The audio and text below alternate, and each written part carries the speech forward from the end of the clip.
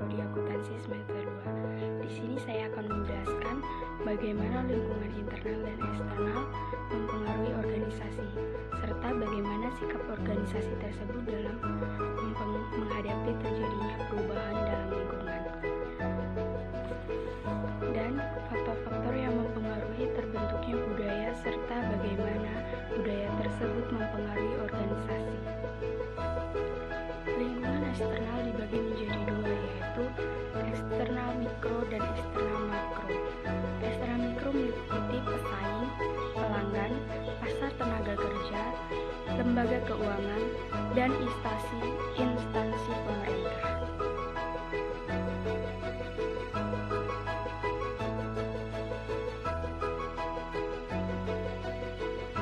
Eksternal makro meliputi kondisi ekonomi, sosial budaya, politik dan hukum, kondisi demografi, dan teknologi.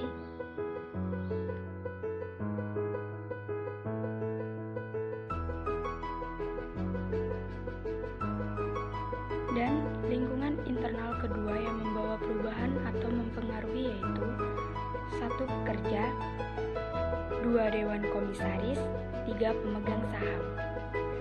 Pekerja merupakan orang-orang yang bekerja dalam lingkungan suatu perusahaan atau organisasi yang menginginkan imbalan berupa upah atau gaji, sementara manajer menginginkan adanya kinerja yang tinggi. Yang kedua, Dewan Komisaris. Dewan Komisaris merupakan perwakilan pemegang saham untuk mengawasi organisasi untuk mencapai tujuan organisasi itu sendiri. Yang ketiga, pemegang saham.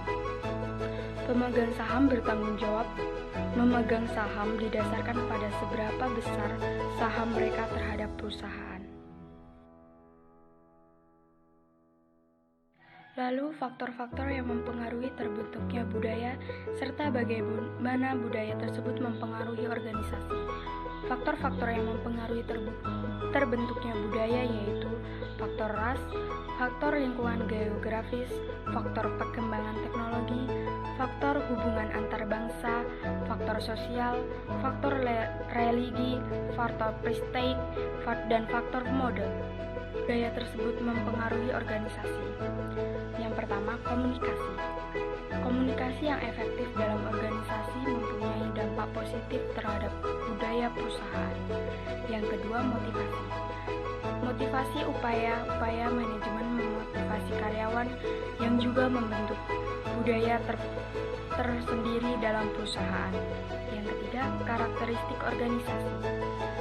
Ukuran dan kompleksitas organisasi akan menentukan tingkat kespesialisasi.